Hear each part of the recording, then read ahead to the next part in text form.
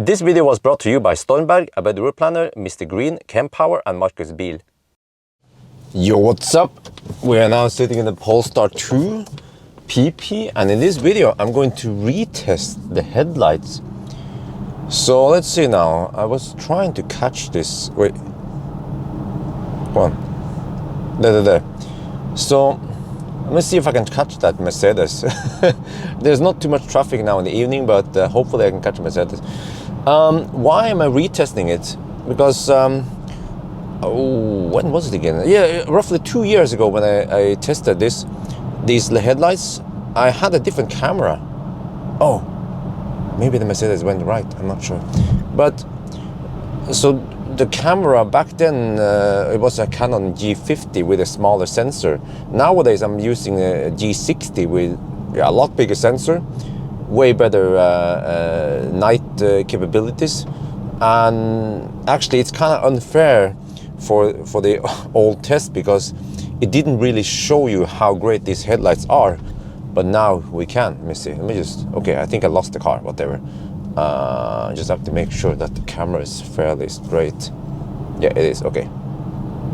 So if you compare this video with the previous video, you'll see that the image is way better now versus before. So okay, well he's hammering it. There's no way I can catch up with that Mercedes. It would be interesting, but okay, whatever. I can. I'm trying to standardize the headlight test.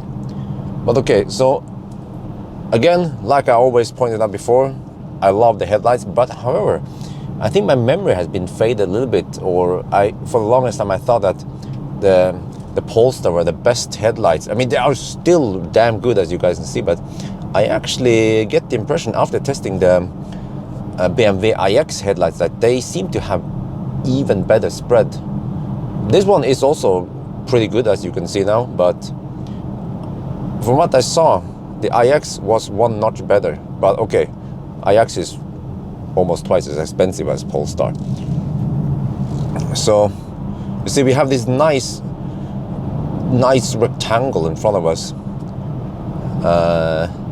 so that in curves you can see, yeah, you can see everything. You can see any obstacles. But let's see, to check something. What if we, okay, let's do that on the return. We're gonna do the full test. Yeah, so right now would be great to have cars in front of us, but I think actually this section here from now on I will just focus on getting empty roads so we can see how it goes. Yeah, you see now if I turn, I'm just going to turn gently for now. You see that the light also turns, and just like the Volvo C40, it's instant.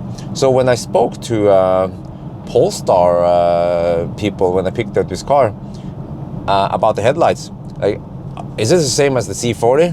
Well, at least the Polestar guy, he claims that no, it's different, or it's a dedicated Polestar technology. But Polestar is basically Volvo. Like the steering wheel is Volvo. Like the Thor's hammer lights, they're Volvo. It's just Volvo. It's just a subdivision of Volvo, Polestar.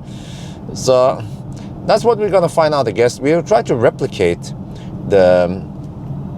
Oh, that Mercedes went fast. Okay. I was trying to catch. Well, okay, whatever. There's no matrix action going on now. Let me see. There's a car coming from the left. Let's do the farm inspection. Yeah. Okay. Where is he going? Oh, he's turning without turn signal. Ah, of course. Oh wait, that means I might get that Toyota in front of me. But okay. Anyway, I'm just gonna camp here long enough. So. When I'm just stationary now, if I pull the stalk towards me, now I'm in auto, pull the stalk towards me, nothing happens. It goes out of auto, you see? And then I pull it one more time to do the flashing. But now the auto is off, and then if I pull it towards me, no, sorry, against me, then it's the regular high beam without auto. You see, but then if I have it in here, the blue one here, and then I pull it towards, I mean, I have to double push it to get it, yeah, but okay, anyway, I'm gonna see the spread. Ooh, yeah, you see that? You see that? Compared to many other cars, this one has a nice rectangle in front. Other cars tend to have a more center-focused distribution. Okay, I have to switch over to auto, and then we do a U-turn. Okay, let's squeeze in there. Yeah, okay. All right, so now we go back, and when we have street lights, then the automated system is not firing up. One concern or one complaint I have with these Polestar lights is that they tend to fire up way too late. Let's see here. After the last street light here, how long does it take? 1, 2, 3. Okay, 3 seconds. Okay, that was fast. But I've seen way worse results. Sometimes it takes almost 10 seconds. And those seconds feel like forever, because you then suddenly have darkness in front of you. And you say, yeah, but you can just pull a stock towards you. Well, just like I demonstrated, if you pull a stock towards you, it will just switch off the automated system. But look how awesome they are. Huh? Okay, let me test that. I'm going to do the same thing as the Volvo C40. It's instant. Yeah, you see, it's instant. So I'm pretty sure. Sounds like a relay when I do this. This is instant. Like the eye can see you. But you see, I don't know what you guys think, but these headlights looks and feels and functions just like the Volvo C40. I'm pretty sure they are the same pixel technology. Why would Volvo develop their own LED pixel and Polestar develop their own LED pixel technology when they seem to share many of the other hardwares like steering wheel and seats and other components, right? Huh? You know what I'm saying? Okay, anyway. So which means that this test might just be more or less similar to the Volvo test, but that also means that for people who have seen or who know about the Volvo, the Polestar light, these are probably the same. But I like it, the big box. And what was it again I tested recently? Yeah, the Audi lights. I remember Audi lights. Lots of people praise, oh, Audi lights are awesome on the fat e-tron. Well, the Audi lights are stiff. They don't turn. Huh? Audi can't do this, you know, huh? You want to see over there? Oh, what's that? Huh? Is that moose? Huh? You see? But that's why did it turn off suddenly? That's because in Deutschland they don't have moose there. Sweden has moose. Deutschland they have beavers, badgers. So I guess that's why it doesn't have to be that awesome. Oh, okay. So I really like them, and since the Polestar lights were so good, then I figured that I should redo the test so you guys can really see how awesome they are. And then also if you compare them, because like I mentioned initially in the video, that the problem with the Polestar test I did back then was that they seem kind of dim compared to today's cars, and compared to for example, it's a very prime example. Hey, turn off high beam. Shit. Oh man. Hey, look how long it takes before the high beam comes on. It's not on yet. There. Super late. Okay, now it does some pixel action. Okay, let me just drive slow here. You see, it's pixel action is going on. Like the eye. Okay, you see? And then zook blocks it out. Oh. Awesome. Okay, but next location. We are now behind another car, and you see awesome pixel light. You might not see it right away, but I'm gonna switch them off now. Zoop. You see now we have low beam, and then pixel lights on. Zoop. And also the color temperature between my car and the other car should be visible. Yeah. The car in front has more yellowish lights. It's when I turn the headlights that you see the pixel in action. You see, suddenly it has to adjust according to the car in front, so you can kind of see the resolution on the pixels here. It is lower resolution than, for example, the Mercedes. But look at that, the car in front is probably wondering what the heck is going on there, because I think they can even see my headlights on the side of their car. And just like the Volvo C40, the system can detect up to 5 objects and mask them out. You can see oncoming traffic there. Zoop, okay. So it yeah, does a pretty good job. It seems to be, it's not squared box in front. Maybe because of the way the light is projected. The EQS was more like a, the EQS projected a big, a squared box right where the car in front is. There is some traffic here, even at night. You see there? Well done. And then, you see, not only does it adjust the pixel, it also adjusts up and down to get the optimal light output cone. Just really awesome how the system works. So I believe that the adjustment is probably mechanical, up and down, just like when you do this. And oh, wait, let me see. When you go from low beam to high beam. Okay, they're kind of hard to show you. Okay, well, let's not fiddle around with you. Okay, incoming car. There you go. It also it trigger on the reflector on the side there. Yeah, I've seen that many times. And it tends to also trigger on stationary light from houses and such. Okay, here we go. One thing I noticed, I haven't caught it on camera, is that when it right after every car, you see that it will then roll out the light again, zoop, or it fires up the light again. There seems to be a slight fall. Okay, it tends to fire up the lights almost too aggressive. Well, what happened was that there was an oncoming car, and then behind the car there was a truck. So, like you have seen, every time a car passes, it masks out the car, and then right after the car passes, it then lights up again. It did it too aggressively, and it lit up or kind of blinded the truck briefly until it detected the truck and then turned it off. But that was enough for the truck to fire up the high beam at me. So okay, this system is really awesome, but it's not flawless. But look at that! Oh, look at that! Oh. And then it fired this one. Okay, so I like this new stretch here, because we then have some high-speed curves where you can see the turning like this. Is it? Yeah. It also oncoming car, and see. Oh, look at that! Oh, it's so beautiful. Oh, it's so awesome to watch the system in working. But yeah, just like the Volvo C40 lights, it will also direct and divert as much light as possible in the direction we are turning. So I'm just steering straight now on purpose, and then as I turn, you can almost see my wheel movement here, and I have a round steering wheel. Yeah, no yoke.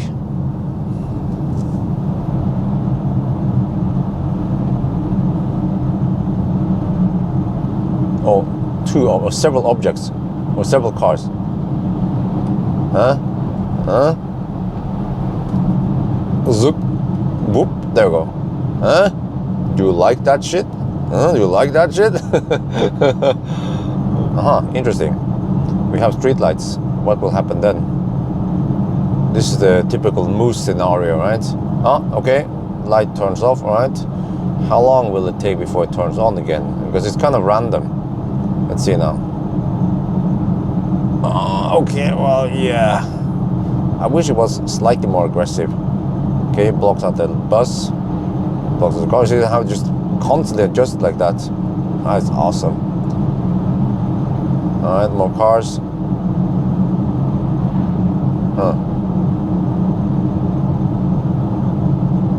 Okay, more.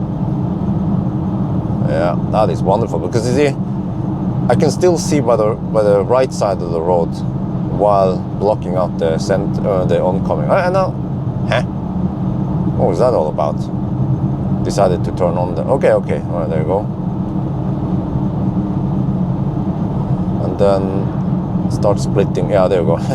But you see there's a V shape here. Yeah, the box, well, I call it the box, but the block box tends to be a V shape on this car, whereas in the EQS it's a more block squared shape. It does some okay, there, now it stopped doing it. Okay. We are passing by Ioniq. This will be the last part of the test. I will try to standardize this, so if you guys like it, I'm gonna do it like this. Not only that dark route I always take. So let's see now. Another test is to see how long it takes before the light comes on after the street light is off. I'm not sure how relevant this stretch is, because it's kind of rare that we have these LED those tiny LED bulbs on the middle divider. Wait, it's now just low beam. There we have, wait a minute. Just like the Volvo C40, it seems to be in this non-adaptive state right now. You see? Then I guess it, at some threshold, it figures out, okay, we have some reflective stuff, or yeah, then it just completely turns off. But this is kind of weird. I think I will flick the switch once now, zoop, and then again to auto, and then hopefully we get some adaptive stuff. See what's happened now. We just have to wait for some cars. It's kind of late, almost midnight on a Saturday. That's usually when we have, something's coming. That's usually when we have less traffic. But there's something coming our way. There. Still only that non-adaptive on-off. You see? Why? Why is that? This also happened with the Volvo on the northbound route. But for some reason, when they go southbound on the same stretch, then the adaptive works. Let's see what happens once we... you guys can just observe now how the car just dances on and off for some reason. I guess if the car in front disappears, then it comes on, and then it detects it, and then it should switch it off again. There, you see? So I've seen this happen over and over again. Actually, I've been driving Polestar quite a lot. This one, the PP and also the non-PP, went to the Arctic Circle twice. I did several 1,000 kilometer challenges, also with the standard range single motor. And I've seen this kind of flashing behavior many times. You see, now that we are approaching car in front, and no adaptive stuff anymore. Oh, is that leaf? Yeah, leaf on the right side. Let's see now what happens once I pass these two guys. Okay, the icon on the dashboard is just white with an auto on it, and now it's blue. Okay, interesting. Just I will just let the camera roll, and so you guys can see how the car reacts to lights and whatever out there. Yeah, and then it will blink. Wait, no, it doesn't do it this time. It tends to turn off high beam when it detects some reflection from big road signs. But I don't know if you can see it, but even in low beam, if I turn, you see that the low beam also turns. That's nice. That's nice. Okay. Now it's look like a drunken driver. Okay, let me see. Yeah, let's do a flip mode now. It just decides to fire up the high beam over here. That's kind of excessive, isn't it? Look here, it's so random. Now a high beam is on all the way through on the lit up area. Well, okay. Well, I guess, yeah, and then it's off again. Just wonder how the logic behind this is. Okay, and then we floor it. Come on, high beam. No? There. Alright, so just like with the Volvo, it will then be adaptive. Okay, let me just switch it off and then on again. So do we get adaptive stuff when we go southbound now?